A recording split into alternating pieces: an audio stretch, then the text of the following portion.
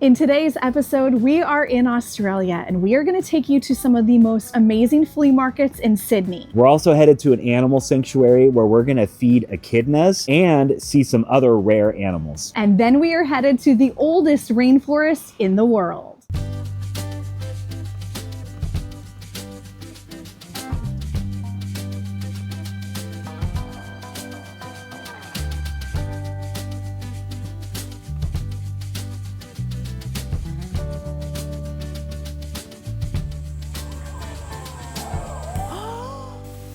First up, we are headed to a collector's market in Sydney that we were told is one of the best for vintage.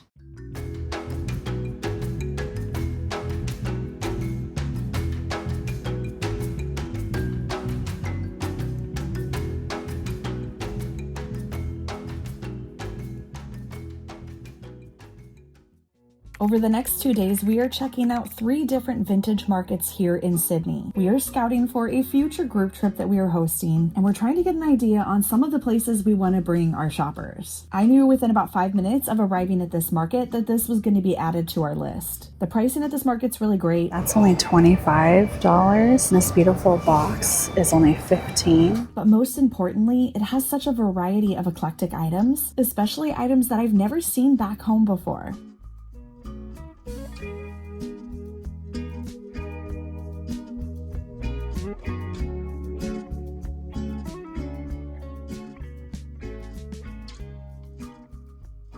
We're looking for some treasures to bring home for ourselves as souvenirs, and we're also here shopping with a few of our friends. It's a citizen. Matthew. Annie Digital. Congratulations, you Yeah. got your watch. We're checking out this beauty right here.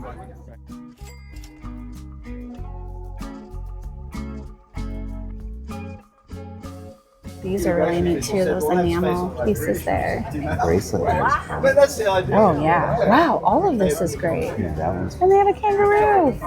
Yeah, really good modernist jewelry. Look at this Egyptian necklace.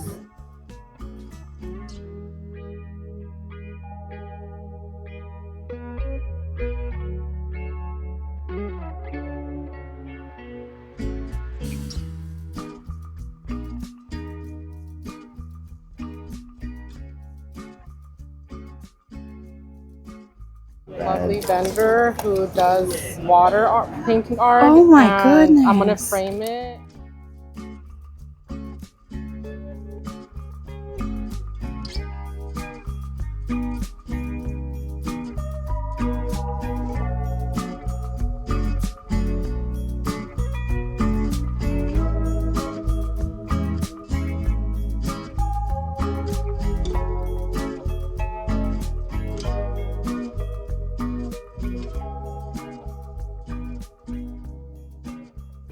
Picked up this beautiful hammered brass cuff for only $5 Australian. I just got this beautiful embroidered handbag and I saw exactly how they made these in India, but they were unfortunately out of my price range there. So I'm very excited I just picked one up here in Australia.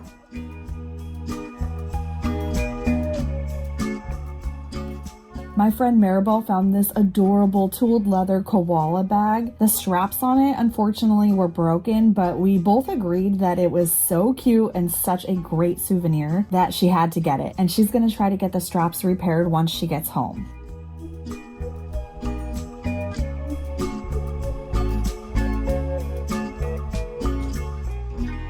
Now we're jumping on a city bus and we're headed to Glebe to check out the Glebe markets. We've been told this one has everything from vintage antiques to a lot of handmade and artisan goods. The first thing we noticed when we got into this market was actually not all of the incredible market stalls. It was the birds that they call bin chickens here. They are white ibises and they are so fascinating. I know to everybody sitting there eating lunch, they're just birds waiting for their crumbs. But to us, it was very exciting to see a bird that we've never seen before.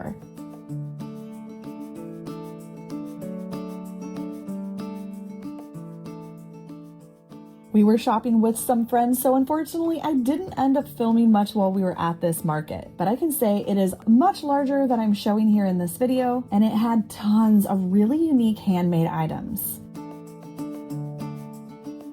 I picked up some beautiful vintage silk clothing that I will tell you a little bit more about at the end of this video during the haul.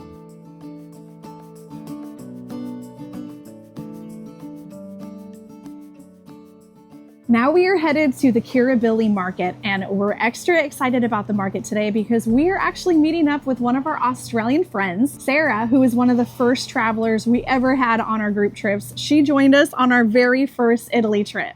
This market has such a cool vibe and location. A large part of the market is here in this tunnel, but then it actually wraps all the way around to the left side as well. This market is a combination of local handmade artisan goods, along with a large selection of vintage clothing, and then a small selection of vintage home goods.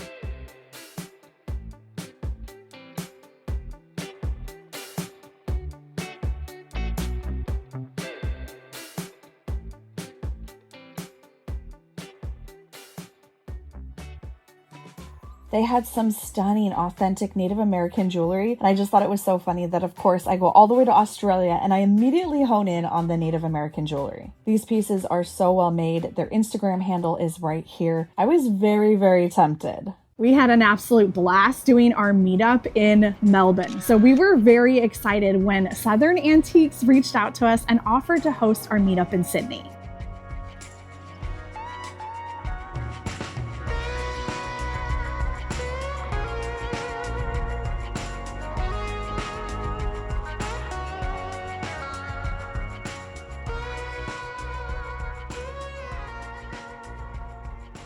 I think it took us by surprise again how many friends we had in Australia and in the Sydney area. We really felt welcomed by Southern Antiques and all of Australia and Sydney as a whole. Huge shout out to everybody who came to Southern Antiques to see us. We had so much fun chatting with you, getting to hear your stories. We even got to shop the store when the meetup was over. It is a really, really cool vintage store. It's very eclectic, which those are my favorite kind of antique and vintage stores. They have lots of different vendors, kind of like a traditional antique mall back here in the States. And the quality was amazing. We found some really cool stuff there.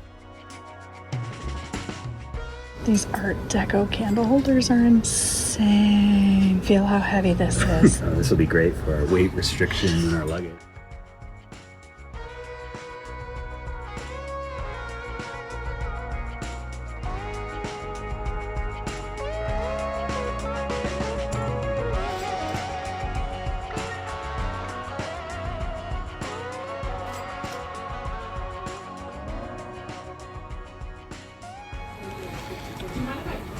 I thought it would make a sound. Oh, does he wind up? There's something that, I don't know if it's working. Oh, Jesse's snuggling his koala. Purring. Jesse, you just got fur all over you. Oh my gosh. This thing's shedding.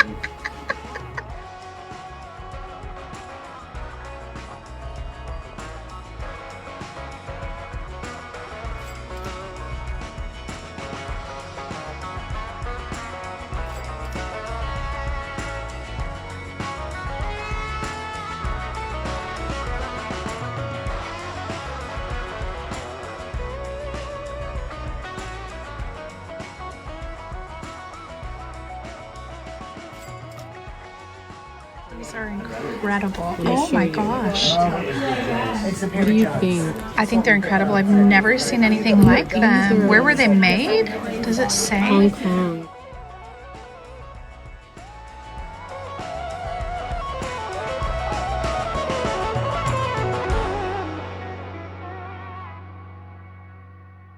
There's a handy little cafe inside too. So Yes. we need to be doing this in the States. We need cafes in the antique malls. We need giant antique malls with the cafe so we can have lunch and take a break and then start on the second half. I love that idea. I think it needs to happen. We really enjoyed that when we were in Australia, having the cafes. You can get a coffee, walk around, sip on it, and maybe even have a mimosa or a glass of wine with lunch and take a break and then get back to shopping. Really cool concept. Australia is doing it right. Maybe even bunk beds where we can all just stay the night and wake up. It's like early bird shopping. They Yeah. offer early bird shopping if you stay the night in a bunk Antique bed. store camp is what we need, really.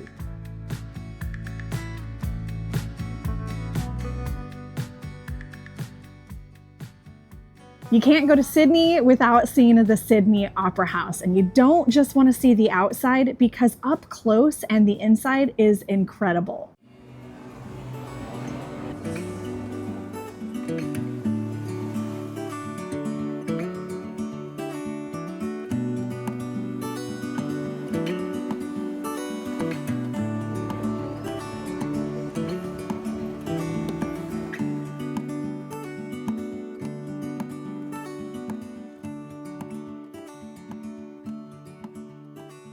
I was in photography heaven inside the Sydney Opera House. Everything about that place was just inspiring to me. The way the light comes in, the way the shadows hit the staircase, it's just incredible. And I was having so much fun trying to capture all the different angles and different perspectives of the Opera House. I think going into it without knowing that it was designed during that era was kind of fun for us, because we walked inside and we were immediately like,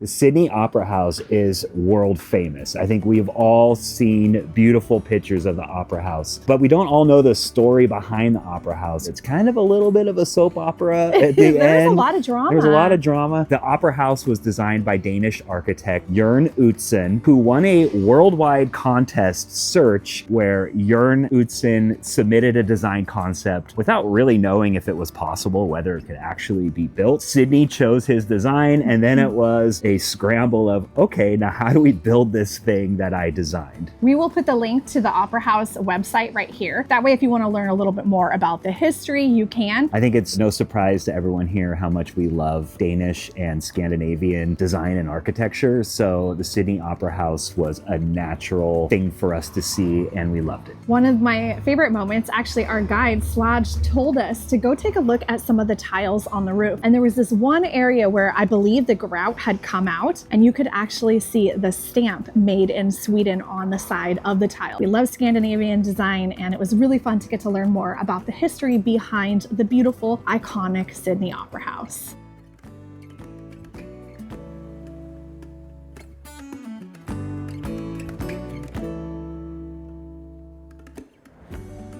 I highly recommend making sure that when you go to Sydney, you do the full tour of the Opera House. We were on the group trip while we did this tour, and a lot of us girls were talking about we really wish we could see a show. We ended up booking something which I didn't think would be possible to do last minute. There were not a lot of seat options left. We couldn't sit together, but we were all able to get seats at the Gatsby show. It was such a fun show. I'm so glad we got to actually see a production there in one of the venues inside the Opera House.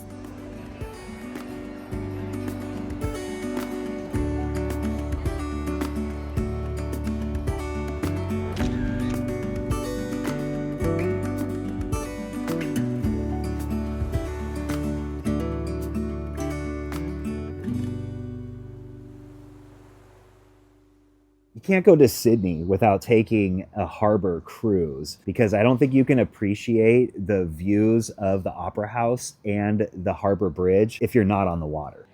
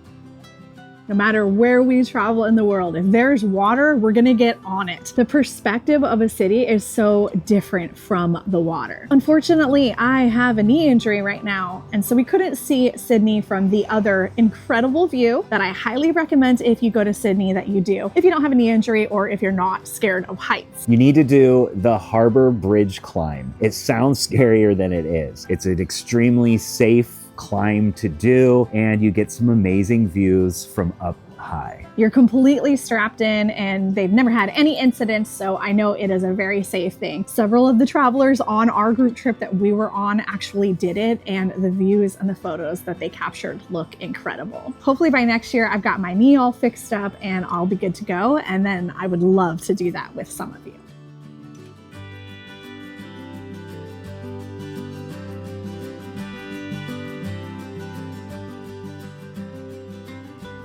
We're going to take you back to Melbourne and visit the Healesville Sanctuary. Just outside Melbourne in the Yarra Valley is the Healesville Sanctuary, and we were able to have an echidna experience where we were able to feed echidnas. What's an echidna? I had no idea either until we got there.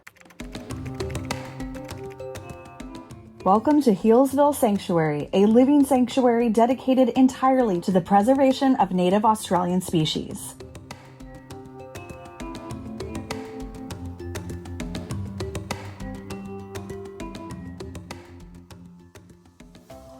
Oh, their tongues come out. Look at their little tongues. She's 40 years old. Wait, what? Yeah. That one is 40? And that's old for an echidna. Typically, the average age is 20, but there have been some cases of some pretty old ones in the wild. 56, I think, is the highest I've ever heard. And then in the wild, the oldest recorded was 45. Oh, she's like Lorenzo. She's so fast. Snoopy and Matilda were great company. They're the cutest little porcupine type animals. It's a weird hybrid between a porcupine, an anteater, an armadillo, a hedgehog. So they're really good at digging holes. They'll sleep underground. They'll get ants and termites from logs, holes in the ground, termite mounds. So their digging ability has to be really good. Super sweet, very prickly though. You don't want to pet these guys. We'll never forget our feeding experience with Snoopy and Matilda.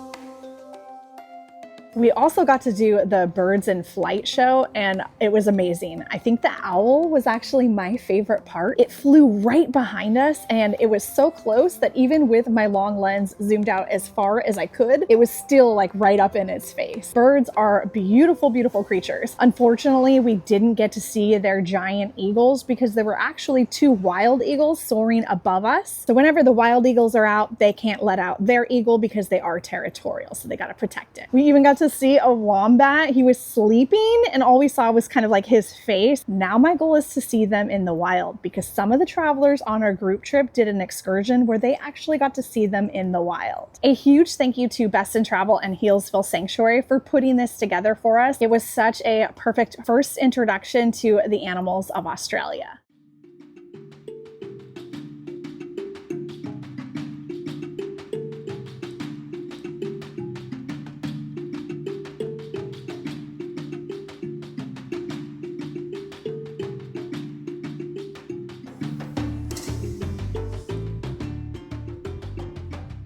Within these grounds, over 200 call this place home. Kangaroos resting in the shade, koalas perched high on eucalyptus trees, and wombats quietly burrowing beneath the earth. But this isn't your typical zoo. At Healesville Sanctuary, the paths wind through native brushland, the enclosures feel almost invisible, and the animals, they are right at home.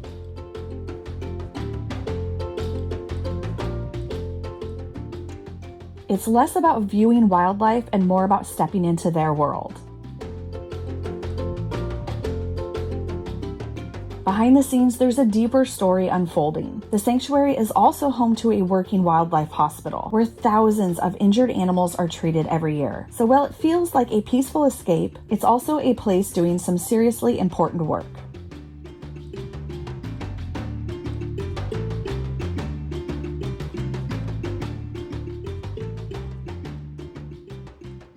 Healesville Sanctuary isn't just about seeing the animals. It's about slowing down, getting a little closer to nature, and maybe even leaving with a new appreciation for the wild side of Australia. Just as the sanctuary gates were closing for the day and we were about to exit, a lone dingo appeared, paused, and turned back at us, as if it was saying goodbye. A perfect end to a perfect day. Well, this has been quite the experience. I feel like we've had the place to ourselves because it's kind of off season. Kids are back in school, so it's really quiet and peaceful here. You really feel like you're just walking around in nature. Yeah, with just the cutest animals everywhere. Koalas are as cute in person as I imagine them to be. For sure. They actually are probably cuter. Yeah, we had a really good koala experience. Kangaroos are cool. It just wasn't quite the same. They didn't hit quite the same as the koalas. But they're so interesting. The way that they use their big tail is kind of like another leg. Yeah, that's so Really, I think I probably knew that as a kid, but I'd forgotten it until I just saw it. But probably the best experience today was Snoopy and Matilda. Feeding them snacks. They were so cute. And their long, weird, snaky tongue things. They were the best. That was such an experience. A huge thank you to Healesville Sanctuary for this incredible day. If you're in the Melbourne area, this is a must-do. 10 out of 10.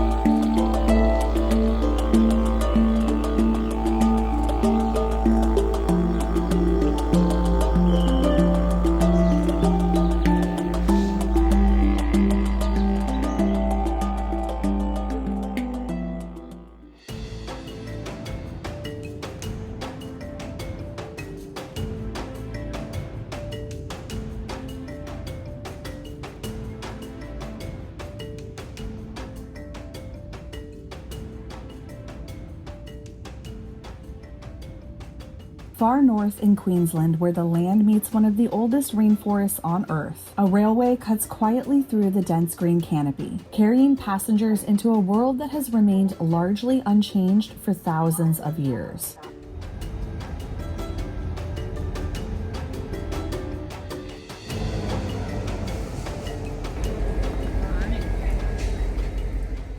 As the train begins to ascend towards Kuranda, it moves steadily through the wet tropics of Queensland, a landscape defined by extraordinary biodiversity and ancient growth. Here, the rainforest reveals itself in layers, towering canopy above, tangled vines, and giant ferns below.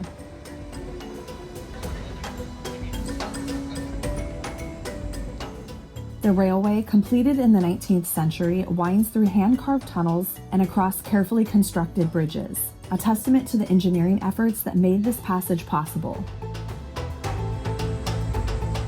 Moisture hangs in the air, feeding a living system that thrives in every direction. Moss clings to the stone, roots twist across the forest floor, and every surface feels alive.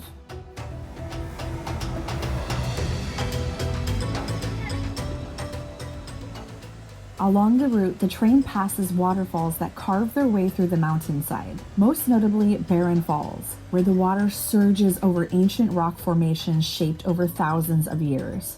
At the end of the line lies Kuranda village. Nestled within the rainforest, it's a small community shaped as much by the environment as it is by the people like us who pass through it. The winding pathways lead to nature exhibits, artisan galleries, and open-air cafes, including Annabelle's Takeaway, which is known for its famous meat pies.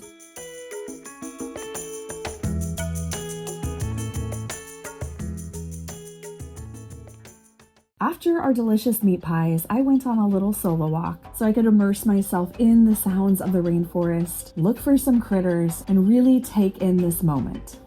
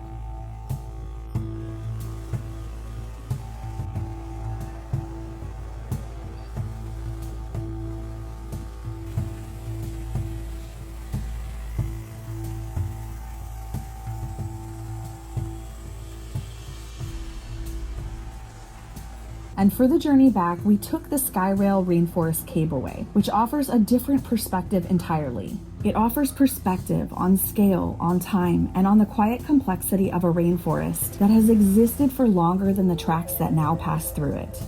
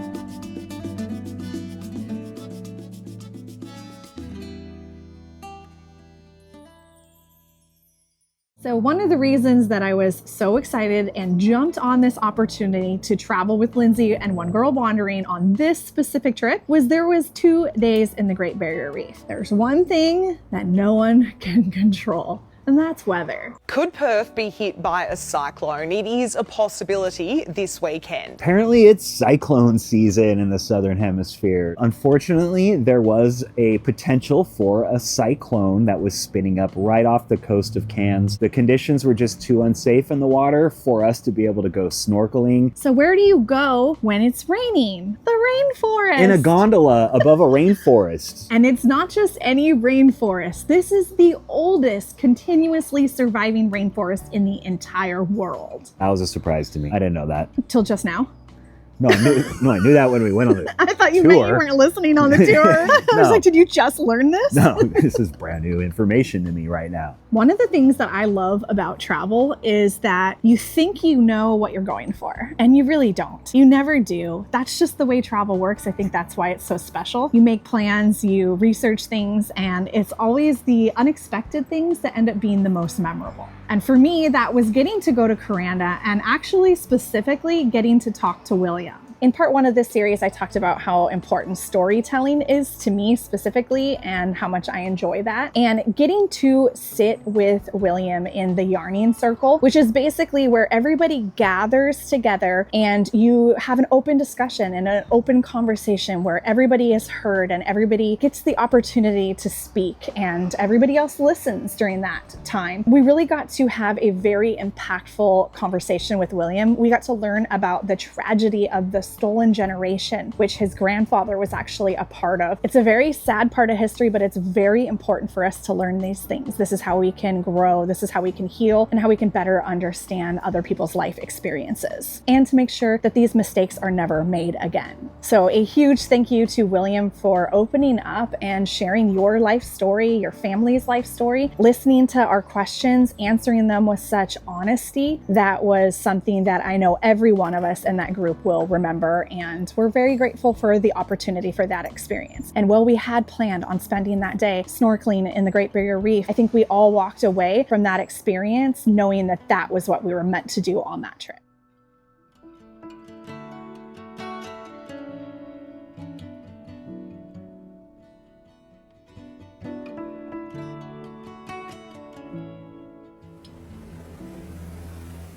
Something funny about Jesse and I, we're both scared of heights. I think I'm more scared of heights than you are. I think I've picked up some of your fear. I think when I we think met, you weren't when you met me. I don't think I was. And then my fear is rubbed off on you. How come you're not scared of spiders? I have a strong will.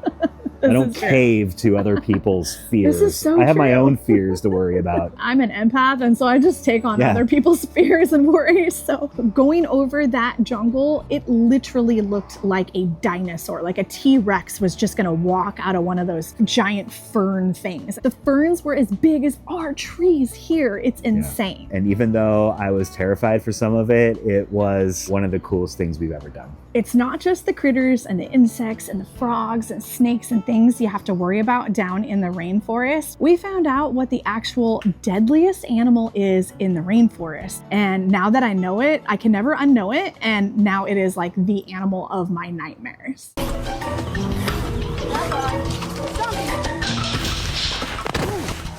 I prefer a 12-foot crocodile. It's a bird that is more like a velociraptor, I think, than a bird. We had actually seen a cassowary a few days before at a wildlife center. And when we saw it, we were like, what is that thing? I mean, it's beautiful. It's terrifying looking. It looks like a dinosaur. But at the time, I had no idea how deadly their claws are. So they can run up and kick you with their feet like this. And each claw is as sharp as a razor. So stay away from cassowaries. If you ever see one anywhere in the world, in a zoo, in the jungle. And you're not in Australia, that's weird for one. But definitely don't go to it. I think I saw a sign that said you got to be cassowary. Oh, I didn't see that. That's You a didn't good see one. that? No, Yeah. that's a good one. Be cassowary. Do not go try to take a selfie with a cassowary. Your back is going to get shredded if you do.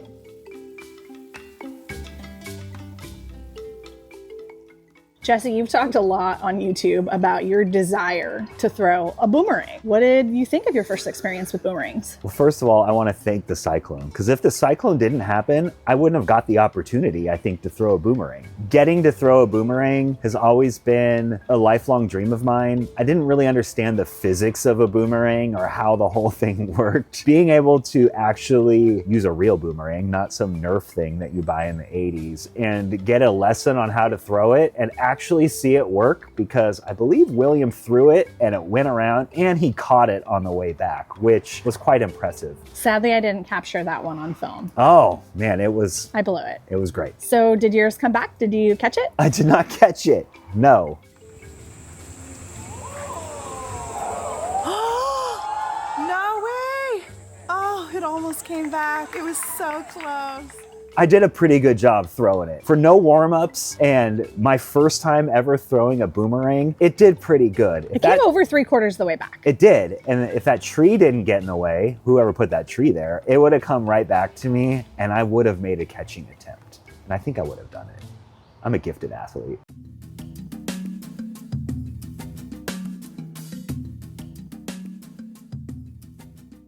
A snack that Australia is famous for is a meat pie. I've never had a meat pie, and Kuranda was home to one of the best meat pies in Australia, or so someone told us.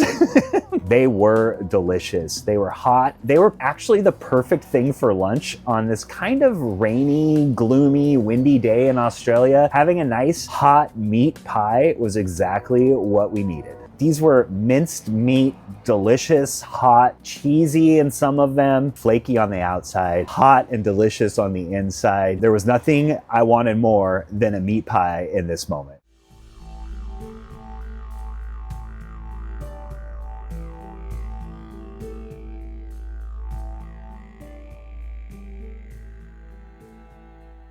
I was really bummed because I went to the butterfly exhibit and unfortunately it was closed because of the rain and the wind. So they said that none of the butterflies were really out and about. So I decided to just go on a solo walk by myself, go take some plant photos and kind of get in my little nerd photography world. Well, it turns out that was the best decision ever because I got the most incredible footage of 2 different butterflies that were actually just out in the wild, in the nature, in the rainforest. The butterflies there are just incredible. And I also saw a wild turkey. I think rainforests are my happy place.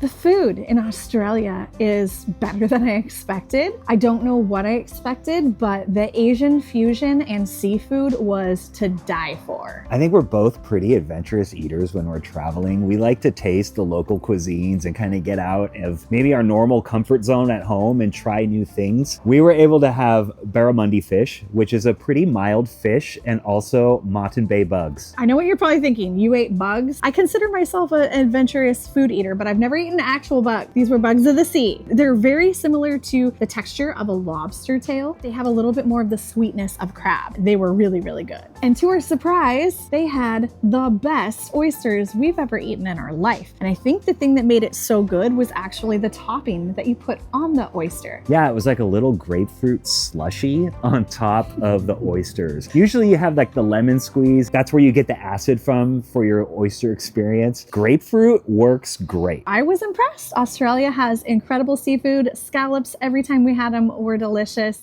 Thank you to Squarespace for sponsoring today's video. Squarespace is an all-in-one platform for building your brand and growing your business online. And you can easily make your website stand out and be beautiful by using one of their many, many customizable templates. I have been selling my vintage finds on my Squarespace website for over 9 years now. And with this new year, I'm thinking it's time for a website refresh. So I've been having fun going through all of their templates and getting ideas, trying to decide what I want to do do with my website for this new year. Change can be a good thing, and it's important to keep your content and your website looking fresh. And Squarespace makes it so easy with everything you need right here in one location. Not only will your website be beautiful and easy to build out the way you want it, it will help you engage with your audience, sell anything you want, your products, your content, what you create, and even your time. Squarespace makes it easy to connect to your other social media accounts. You can set it up so that you automatically display posts from your other social media profiles, and you can automatically push website content to your favorite social media channels so your followers can share it too. Head to squarespace.com to start your free trial today. And when you are ready to launch your own website, head to squarespace.com/leftcoast to save 10% off your first purchase of a website or a domain. Thanks again to Squarespace for sponsoring today's video. Now it's time to show you our vintage haul. And if you watched part 1 of this series, you know how limited we were on some of our internal flights in Australia with weight restrictions. So I had to be so selective in Sydney, which is really hard for me, but I was able to find some very beautiful lightweight things. I got this at the Kirribilli market, and it is a silk dress. It's made out of vintage Indian saris, and it is probably one of my favorite clothing pieces I've ever picked up anywhere. I've been wearing this every single evening, kind of as a nightgown. It is so soft and silky smooth. The different patterns on it are beautiful, and I love that it is stitched out of multiple saris. So it has these beautiful brown mixed patterns. I also wore it on the trip several times when we needed to dress up a little bit. I only had one top that worked as a cover, so I think you see me in the New Zealand vlog like 4 times in the exact same outfit, but that's how much I love this dress, and I'm so excited I found it at a flea market.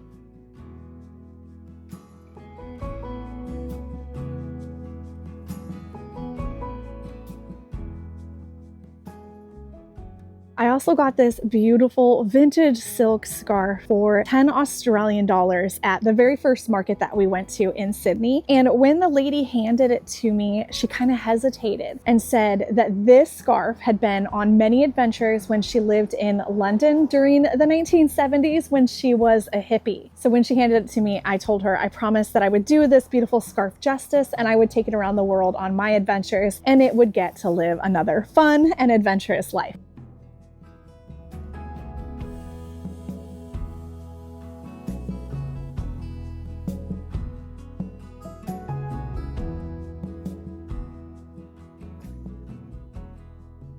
Another piece that I picked up from the vendor that had the handmade silk items was this beautiful blouse. And what's really cool about this one, it's also made out of recycled reused materials, is it had just a tiny bit of embroidery on it. And I just love these little details where there's random little bits of embroidery just kind of peeking out. It's such a beautiful silk top, and I was very inspired on my recent travels to India. So I'm finding myself very drawn to a lot of the patterns and textiles from India.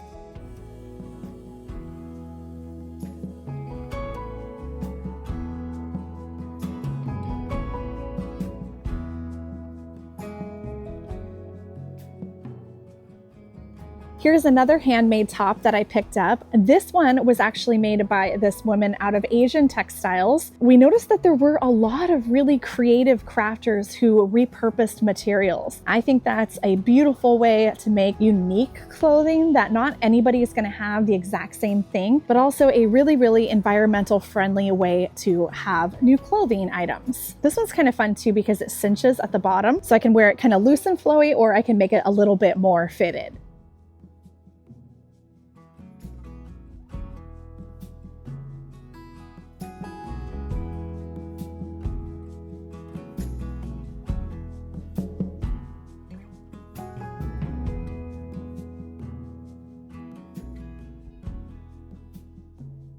I love sea glass, and on our recent trip last fall to Croatia, me and a handful of the travelers would go down to the shore every chance we got looking and collecting sea glass. So when I saw the table at the flea market with the sea glass items, I decided to go ahead and get this little topper. I thought this would make a beautiful lid to a perfume bottle, and when I'm out thrifting, I often find little bottles that don't have their lids anymore. So I might actually take this around in my purse, kind of just carry it with me until I find the perfect little vessel for this to go in. It's a small souvenir, nice and lightweight, easy to pack, and it's just amazing. It's that soft sea glass, so you can tell it was tumbled in the sea for a long time.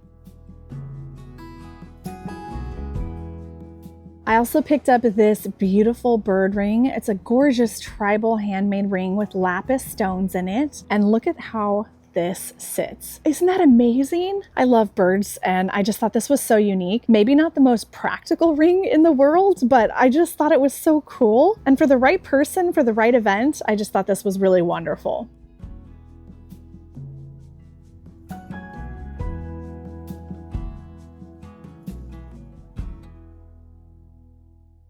And then I'm very excited about these earrings. These are so fun. They're kind of a cool, almost brutalist looking tribal earring. They're made out of brass, and the pricing at the market for the jewelry was really, really reasonable.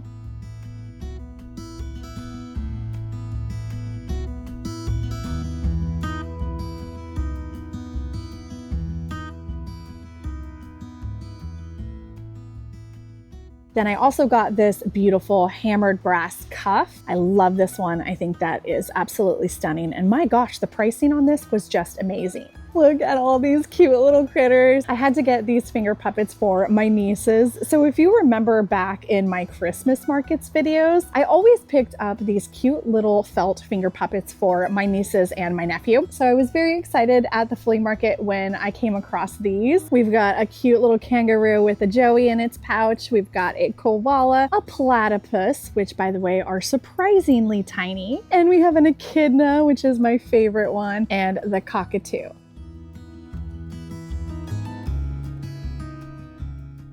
This was my souvenir that I picked up at Southern Antiques. I love old leather bags. It said on the tag that this was from an officer. It feels ancient, and it's a waist leather bag, kind of in a pouch style. It has these 3 tassels on the front, and it has the number 13 scratched into it. I think something like this is just such a fun accessory to your outfit because it's a little bit unexpected. I'm actually going to oil this up and see if I can bring it back to life a little bit. I feel like it's a little bit brittle, not too bad. The leather's not really cracking, but I do feel like it could use some leather oiling and conditioning, and then it's going to be ready to be used.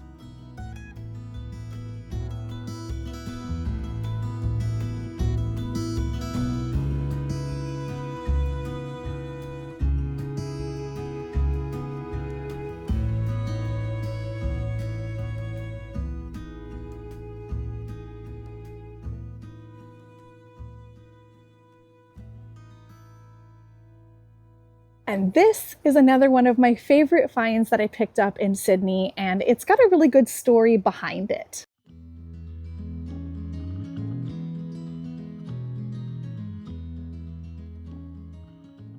So when I was in India, I got to actually go to, I guess you could call it a Zardozi factory, where they made designer handbags, and they showed us how this metal embroidery was done in the traditional ancient way. And while I couldn't afford one of the handbags from that specific designer's place, I was very happy to find a vintage one. And now to understand how much time and effort is put into all of this very, very fine detailed embroidery. I got this brush with my Akubra hat, and it works great for cleaning this purse as well. Black shows everything. The India vlog is coming soon, I promise. It is a massive project, but it is in the works. So stay tuned for a lot more on this embroidery style. So one of my favorite finds from this entire trip to Australia is actually this hat. I got told at our Melbourne meetup that I needed to go check out the Akubra store and that I had to get an Akubra hat. I did end up finding 3 or 4 at antique stores, but none of them were the right size or the right color. I really wanted to have a black hat. This is an investment. They are not cheap, but the quality is incredible, and I'm gonna have this hat forever. So I hope you like it because you're gonna see it in a lot of videos.